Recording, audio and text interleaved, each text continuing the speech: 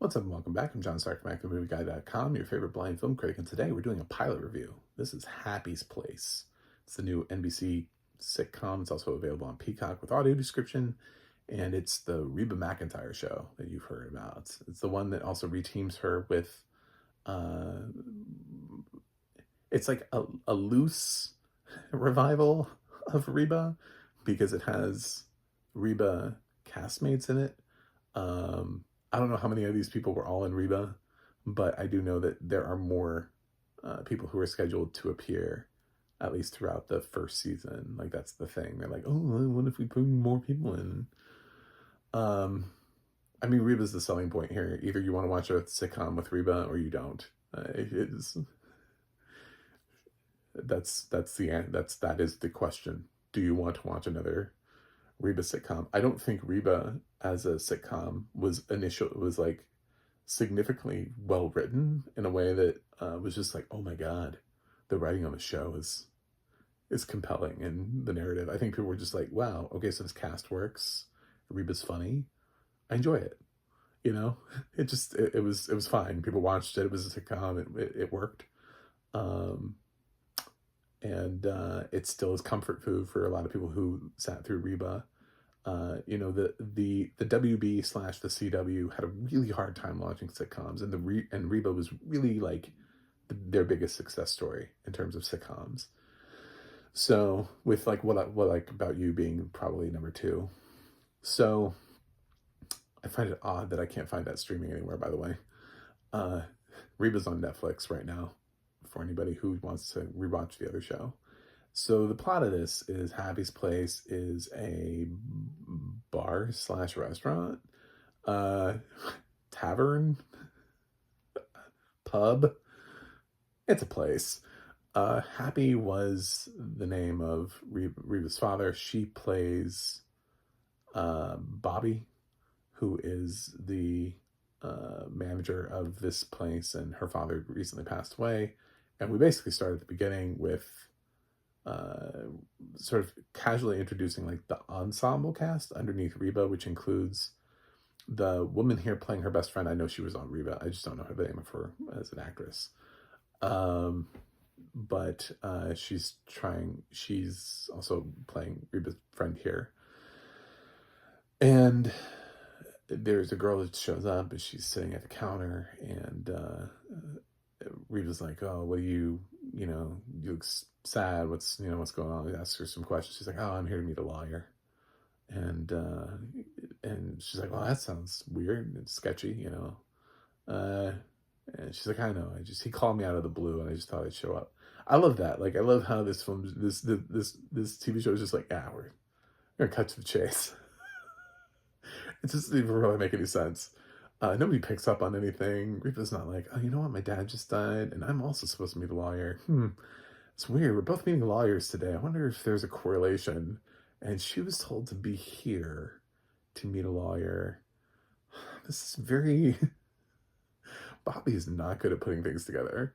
So the audience can probably figure out what's about to happen, though. Even if you didn't know the premise or plot or had seen any preview, I figured it out pretty quickly. Just like hit me in the head with a frying pan. And so Isabel, the lawyer shows up. He surprises them both by being like, "Oh, guess what? Uh, Isabel, you're in Happy's will because you and Bobby share something, DNA. You guys are sisters." Bobby takes that as well as could be expected for a sitcom. I feel like in real life, this would be handled a lot more like, wait a minute, I have a sister who's like, I love her line is something about like, she's like, oh, honey, it's Tennessee. I'm old enough to be your great grandmother.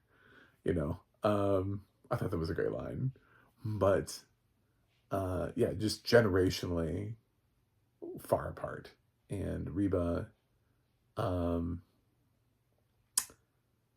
she spends the whole time like dealing with, and I love that Isabel, by the way, like it's still like the day of, and like Isabel just dives into the business. Like she has nothing else to do with her life. She went to school for like psychology, which is something that they bring up to give her like a character trait. so she's able to like analyze people. Also, there are like drawings in the office that Happy kept, which are supposedly all of Bobby's, and then they find one that was of Isabel's, and they're like, "Oh no, he did keep it. He did know about you." You know, um, there's some good jokes here. It didn't completely fail for me, but the pilot is so like, it's so like, well, this is the premise. How do we get the premise done in the pilot? And they're like, oh, we'll just assume our audience is stupid and they don't care. And once we get the premise out there, we'll be able to move past it. I feel like this is one of those shows that is just going to have a horrible pilot, and then once you know the premise, then the show's going to, then the show really gets rolling. So you kind of have to just go, well, this pilot is awful. It's an awful pilot, but was there a glimmer of hope within the pilot that will let you know that once they get past explaining how we got here, is there a show worth watching? And I think maybe there is. It's very hard to say that. This is one of the worst pilots I've seen, because it like the best way to describe it is, honestly, I think it really does assume that its audience is stupid, because the writing ends up making Bobby look stupid. It makes Isabel look stupid. Like nothing really works in the pilot. Um, it's all like the same day. Isabel doesn't go anywhere. It's like, where are you staying? Are you living here? She's not worried about like, okay, so, because she obviously came in from somewhere. It's like, where are you staying? Are you going to move here? Like, they're not asking any of the normal questions that you would ask. You just kind of like starts walking in and changing things. But like, she like start figuring out like, what are you doing with your life? The audio description was fine for a sitcom. Sitcom narration just is never really, it's really hard to do it, because there's a lot of stuff. There's laugh tracks. There's a lot of dialogue. These shows rely on a lot of dialogue, a lot of one-liners, punchlines, setup and punchline, and would I recommend it? I'm actually going to watch another episode, because I think it's exactly what I said it is. I think it's a terrible pilot, but I think if you're interested at all, unless you're just opposed to watching Reba McEntire act, then I think there might be a show here. There's a show at least worth discovering in a second episode. And I hope that most people who watch the first episode, if the pilot doesn't work for you, I would say it's not going to work for anybody. I'm surprised it got ordered a series. This is, NBC was like, well, that's an awful pilot, but we're gonna go ahead and move forward with the series, because we figure like, once you explain how we got here, you shouldn't have to explain it again, and then we can just kind of move forward with the dynamic and see how the show plays out.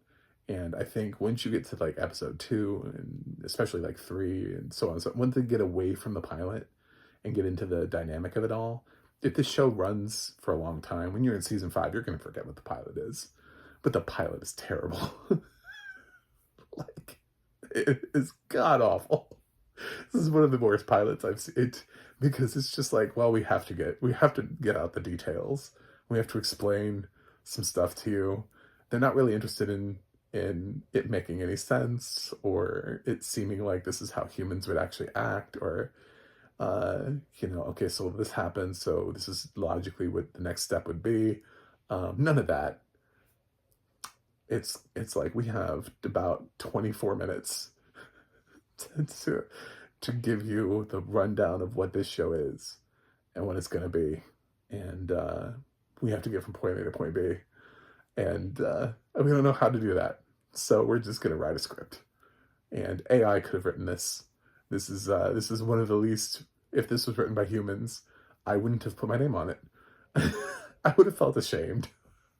So, the thing is that there are like little jokes that work though, so that's something. But I don't know, they could have been improvised by Reba. That Tennessee joke could have easily been something that Reba just said off the cuff. I feel like it's so her. So, I don't know, whatever.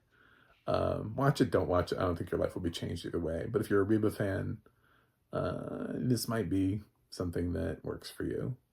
Last Man Standing was not Home Improvement for Tim Allen fans, but yet Tim Allen fans gravitated toward Last Man Standing and ran for like 7 seasons. So But if we're being honest, Home Improvement is the better show. Last Man Standing grew into something, and but I don't ever think it actually reached what Home Improvement was for Tim Allen. And I think this is probably going to be that. I think this is Happy's Place is probably never going to be Reba, but it could be Last Man Standing, and I don't think that that's a problem. I don't think that there's anything wrong with that. So, anyway, if I have to grade the pilot, I don't know, like a D minus. But that's like a that is the caveat here is that there are a couple jokes that landed, but like it's just a really clunkily put together thing. Like I think there's more here, and I'm gonna go for the ride anyway. So it's probably the lowest grade I've given to a show that I also fully would encourage you to watch again, because it's like I see the ingredients, and I think the next time it goes in the oven, you know, like the first thing, they tried to make pizza and it came out as a cake. I think when they try that again, it's going to come out as a pizza. Yeah, I think I see it there. You know, we all fuck up once. And I think that's what this is. Somebody just, it's just like a one-off.